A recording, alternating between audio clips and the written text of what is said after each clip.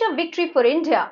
Lashkar-e-Taiba Deputy Chief Abdul Rehman Makki has been sanctioned or been designated as a global terrorist by the United Nations Security Council's 1267 Sanctions Committee. Now, why is this sanctioning important and why was India working so hard to get this sanction going?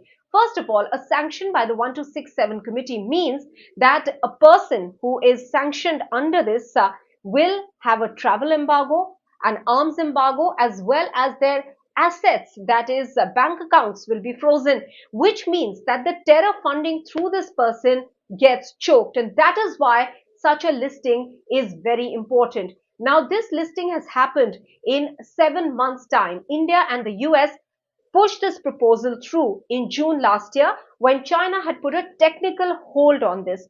A technical hold lasts about 6 months, and after the 6 months are over, if the technical hold is not refreshed by that particular country or they don't go again for a technical hold, then the proposal is considered cleared. And this is what happened in the case of Abdul Rehman Makki. However, the road towards getting other terrorist sanctions in the past hasn't been this fairly easy for India. Even this step wasn't really easy because it's taken 7 months time and a lot of negotiations in the backdrop. However, if you remember the listing of a JEM chief, MasoodAzhar, that took 10 long years for India, a decade's time after the Pulwama terror attack. Finally, the listing of MasoodAzhar took place, that too after the threat of a resolution that was placed before China that if they did not lift the hold on that sanctioning, then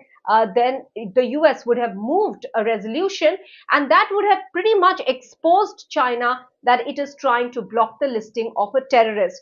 Now, today, China, while responding to questions with regards to why they lifted this technical hold or did not go in for another technical hold, said that the UNSC Sanctions Committee is an important organization, an important outfit that puts a check on terror. But they also went ahead and said that this listing shows that Pakistan is serious about combating terror, which means, as many have in the past said, that there is the nexus between Pakistan and China at the behest of their friend Pakistan is why China puts this technical hold on the listing of terrorists. Remember, China is a permanent 5 member of the United Nations Security Council. So it can, in fact, not just be part of the UNSC, put a technical hold whenever such a listing comes up. But if a resolution, for instance, is moved,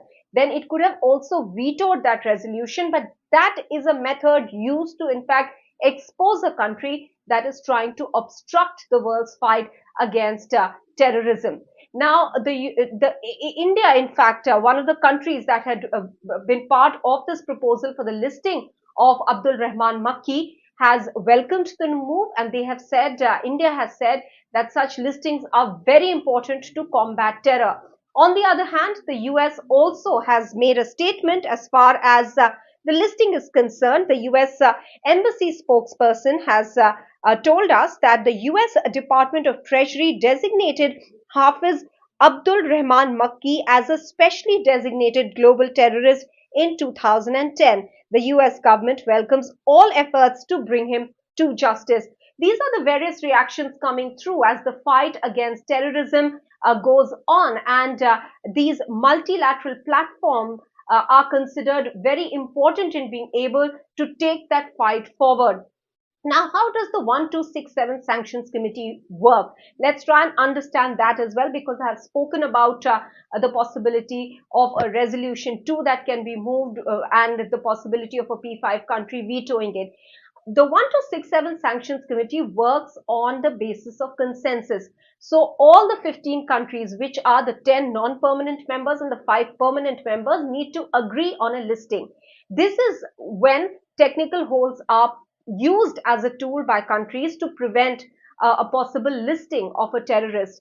In case a country believes that it wants to go ahead with the listing and it is being obstructed by another country, then the other route of a resolution can be used. For that, the backing of 9 members is necessary. But remember, again there, the permanent 5 members will have the right to veto. So this is how the Sanctions Committee works today. As this sanction has come through, it means that all 15 countries agreed on this listing. This is a very important step, considering that Lashkar-e-Taiba is the terror outfit that indulged in the Mumbai carnage, the 26/11, and therefore this listing was important for India, considering Abdul Rehman Makki was continuing to raise funds for the terror outfit Lashkar-e-Taiba, which is a proscribed terror outfit.